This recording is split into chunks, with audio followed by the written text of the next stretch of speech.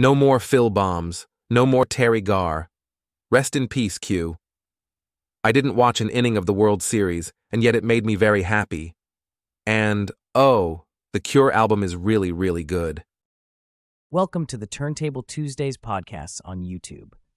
Each Tuesday, we drop the needle on all things pop culture, from A to Z, from ABBA to J-pop, La Liga to Donald Trump to Zoe Kravitz. We cover sports, music, politics, tech, etc.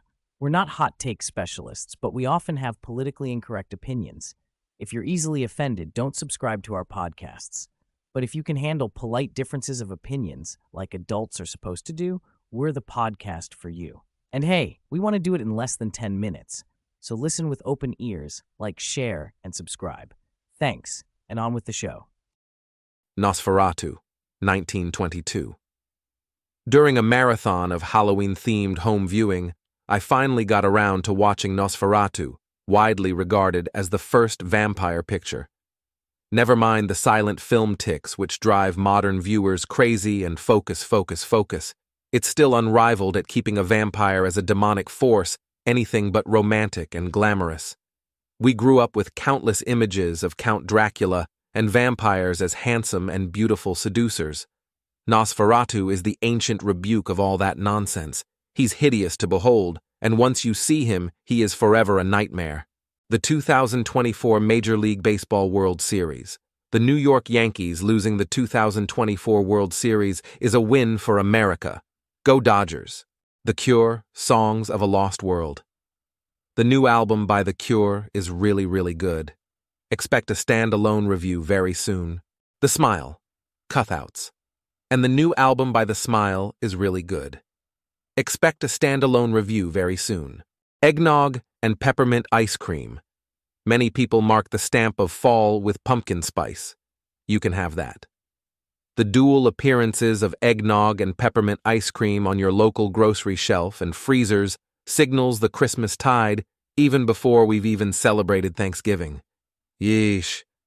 Pretty soon they'll start putting out their Christmas stuff right after the 4th of July. Rest in peace, Quincy Jones.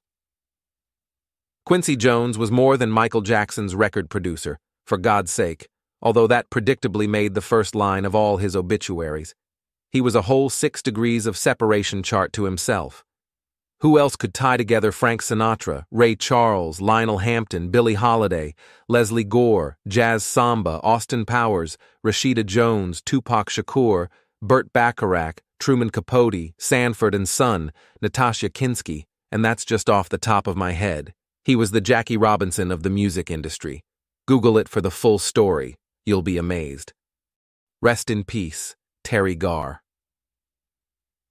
As I noticed scrolling across X on the day her death was announced, I wasn't the only who, when thinking about the late actress's work, that my fondest memories of her are not from movies.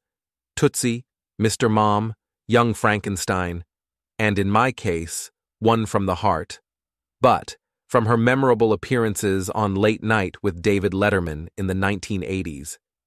It was much watch viewing because the two had an incredible, sparkling chemistry reminiscent of 1930s romantic comedies.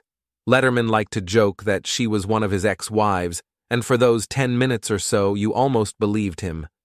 Letterman was also as remarkable with the news anchorwoman Connie Chung, but with Garr he was like Spencer Tracy to her Katharine Hepburn. Rest in peace, Phil Lesh, as a deadhead. I should have devoted the whole podcast to him, and maybe in the future I will. Bias aside, he should have been hailed as the greatest rock bassist of all time. Deadheads knew this. I wish the rest of you would wake up to the fact. And he didn't start playing until he was at university. Was George Carlin right about everything? My politically incorrect take on presidential election voting. Vote or don't vote, it'll still end in tears of rage. If you voted for Trump last time, what really did he accomplish? Where's the wall? Where was the law and order clearly the nation needs? How's the crime rate where you live?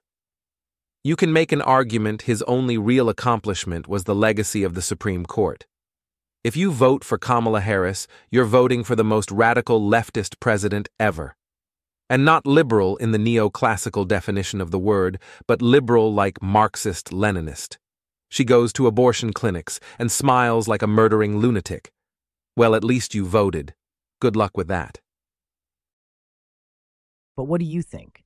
Leave your comments down below, subscribe, and feel free to share this across your social media.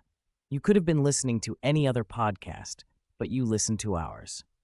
Thank you. Until the needle drops again, we hope the music of your life stays melodious.